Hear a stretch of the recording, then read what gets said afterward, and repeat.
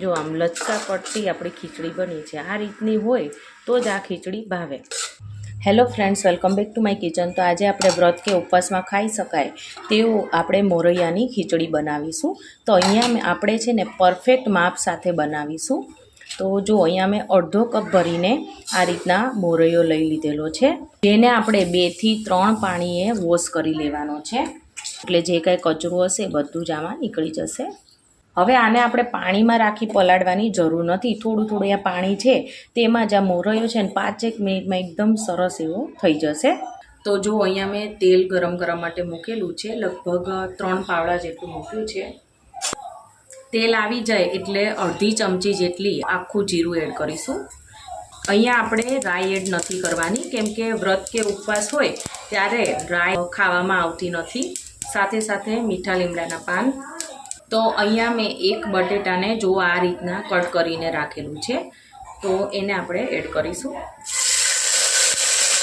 હળદર powder add કરીએ, સ્વાદ અનુસાર નમક, કટ કરેલા લીલા મરચાં, બધું મિક્સ કરીએ। હવે બટેટાને છે ને આપણે 60 થી 70% જેટલા આમાં ચોળવવાના છે, કેમ કે ઘણીવાર આપણે કેવું થતું હોય છે કે મોરૈયાને છે ને ચડતા વાર નથી લાગતી, પરંતુ બટેટા કાચા રહી જતા હોય છે।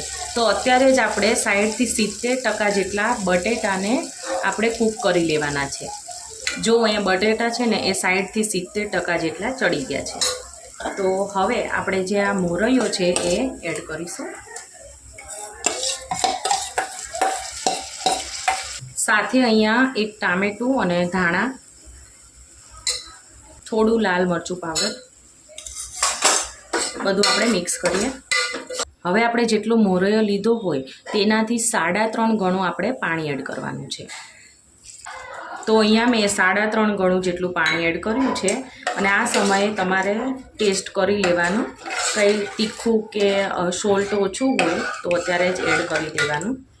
હવે કુકરનું ઢાંકણ ઢાંકી ફક્ત આપણે તેને મતલબ વિસલ નથી વગાડવાની, વિસલ વાગવા આવે એવો આપણે ગેસ તરત બંધ કરી દેવાનો છે। તો જુઓ અહીંયા કુકર છે ને સાવ ઠરી ગયું છે, અને હવે આપણે તેનું ઢાંકણ ખોલીશું। જુઓ કેટલી સરસ આપણી ખીચડી બનીને તૈયાર થઈ છે। જો આ રીતના આપણે ચમચો ફેરવી દઈએ તો જો આ રીતના થોડી આપણે ઢીલી હોય તો જ આ ખીચડી ભાવે। એકદમ સરસ એવી બનીને તૈયાર થઈ ગઈ છે। હવે આપણે ખટાશ માટે લીંબુ એડ કરીશું।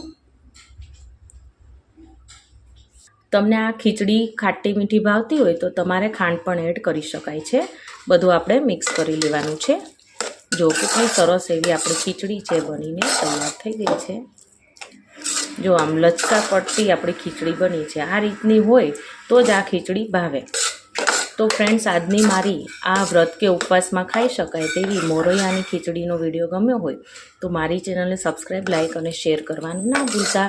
તો આપણે ફરીવાર મળશે એક નવા જ ઉપયોગી વિડીયો સાથે। Thank you for watching.